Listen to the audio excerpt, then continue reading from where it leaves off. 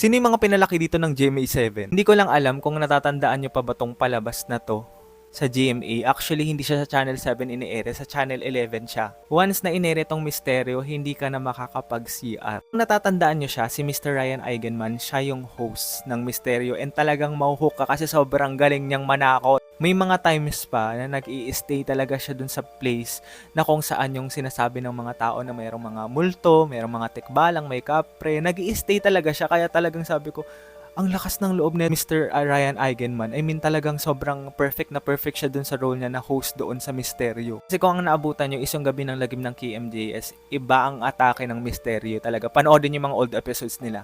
Nasa ano yan, nasa YouTube. Ito pa yung naalala ko ng elementary ako. Kasi yung misteryo na yan, inuulit yan tuwing madaling araw bago mag-unang hirit. Kasi kung natatandaan nyo pa, bago mag-unang hirit, yung mga documentaries ng GMA7 talaga. Like for example, yung Eyewitness, Reporter's Notebook, minsan Born to be Wild, tas minsan Ayang Misteryo. Ayun yung isa sa mga nagiging rason kung bakit ako nalilate ng elementary kasi naliligo na ako pag may nakikita na akong araw. Hindi ko lang sure pero mga 2010, 2011 yan ine-ere sa GMA. Hindi ko lang alam kung bakit tinanggal. Ewan ko ng GMA yung palabas na yan kasi ayan talaga yung talagang hindi ka makakapag-CR pag ayan na yung ine-ere. Tapos kung natatandaan nyo, yung iconic tagline ni Mr. Ryan Eigenman, yung buksan ng mga mata, nalasan ng pandinig, at malawakin ng isip.